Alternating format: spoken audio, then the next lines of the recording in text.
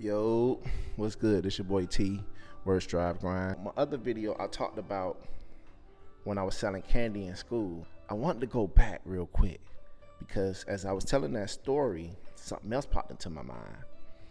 And I remember living in Miami Overtown in the early 90s. So I grew up in Carroll City, but there was a point where I moved with my mom, and my mom was living in Overtown, which is at the time the most notorious place in Miami. It was the slums. It was the gutter. You know what I mean? If anybody could vouch for that was in Miami in the 90s, it was treacherous. You know, Carroll City was more so of an upscale neighborhood. We had our hustlers, but it was mostly like what they consider pretty boys. At least that's what they called us and thought. But it's neither here nor there. So while in Overtown, my mama, obviously by her living over there, she didn't have much. She was a young mom, you know, in her early 20s or mid 20s in a sense. I can't remember the exact timeline how old my mom was. But, you know, obviously she's trying to find her way and she's trying to get her footing. So that was the first time she actually had her own place, her own spot. So she's trying to make a way for herself. In the meantime, my grandmother, who had the government job, who I was raised by, it was like night and day of my lifestyle and the way I lived. I had like, you know, not designer clothes. I had Polo, Ralph Lauren, Nautica, Tommy Hilfiger. I had all these things, gaming systems, bikes at my grandmother's house. But when I went to my mama's house, I don't have none of that stuff. You know, my mama couldn't afford none of that because she got 3 kids. So at this point, so by me being the oldest, I had to try to contribute to my mama and help her the best way I can. And honestly, Overtown is actually where I got my hustle from. That's why I learned to hustle. And I remember being in the 3rd and 4th grade. I went to Phyllis Wheatley Elementary down in Miami Overtown. And man, that was a different level, man. It was kids serving drugs when I was in elementary. But I had learned to pump people gas for money in Overtown. So that's what I used to do. That was my first hustle, pumping people gas for money. So back then, you didn't pay with a credit card at the pump. They didn't have pay at pumps like they do now where you could just walk in, or apps didn't exist then. The only way for you to pump gas is if you had to go inside, you had to pay. Or they had people that stood at the pump, you give them the money, they go in, put the money on the tank for you, and then you come back out. And you could pump their gas, or they'll be out there standing their own gas. And because of Miami Overtown being the ghetto, it being the hood, many people were afraid to get out of their car over there because it would be, you know, bums and homeless guys and street guys standing in front of the gas station. So me being a kid, I'm harmless. So I would come up to the car and I'd be like, hey, can I pump your gas? I remember I used to say, can I pump your gas for money? And they worked. And I remember one person said, hey, stop saying pump your gas for money. Just ask to pump the gas. They're going to give you money. Don't say, can I pump your gas for money? You're actually selling yourself short by saying for money, they may not be compelled to do it because they're going to pay you for it. So just pump their gas and they will tip you. Allow them to tip you. I remember a lady told me that shit.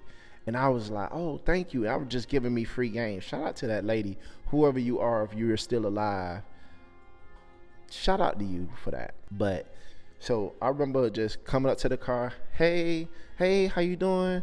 I'm Terrence. I live over here. Do you mind if I pump your gas? You don't have to get out the car. It's safe. They'll say, yeah, sure. Put 10 on this. Or, you know, back then you could put 10 on it, 5 on it. You know what I mean? $20, $25, you filled your tank. You good to go. And you were putting in regular. People weren't putting in premium like they are today. They'll be like, hey, put 18 on 2. You keep the $2. You know what I mean? If they gave me a 20 or something like that and I was able to make money, I used to ride my bike over to Miami Jackson Memorial, the little McDonald's that was over there, and I used to first taste the Big Mac with the sauce. Man, I ain't eat a Happy Meal since. Man, as a young man, McDonald's was everything. And you can afford a Big Mac, the #1, because that was the #1 on the menu. I think it's still #1 to this day. I remember just coming home, bringing my mama money and stuff, and she'll be like, where you got this money from, boy? And I'd be like, Mom, I was at the gas station. She'll like, oh, let me hold it for you. And, you know, of course, when you let your mama hold it, you ain't gonna get that money back. But it was for her to have anyway. I wanted to help my mama out with bills. I wanted to help her with the lights or whatever it is that she did. Like, it was for mama, you know, and it helped take care of my little brother and little sister. Man, shout out to my mama, man.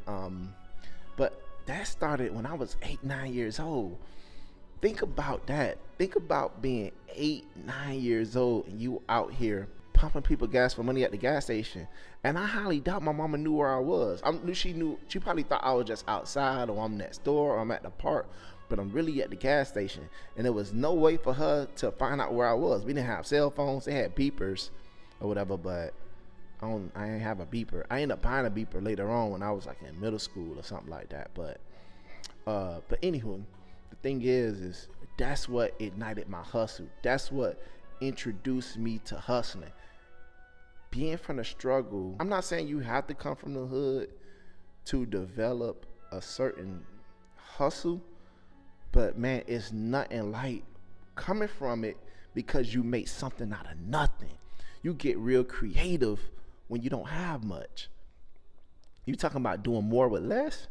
Man, we built that system, doing more with less, because we didn't have it. Man, I was just thinking about that as I told the other story, but 3rd grade, 4th grade, hustling and pumping people gas for money just always ignited the hustle. There's something about when you make money on your own. Wow. It's like you didn't punch in for it. You didn't do none of that. It's something about you having this idea in your head and you taking it and you making it tangible, and in return you get money from it. It's like the greatest thing in the world, man. So shout out to all the entrepreneurs around the world, you know, and that's making it day to day. Because sometimes it can be treacherous, but you gotta hang in there though. So y'all tap in, Work Strive Grind on Instagram, Work Strive Grind on TikTok, Terrence Fulton on Facebook, Work Strive Grind on YouTube.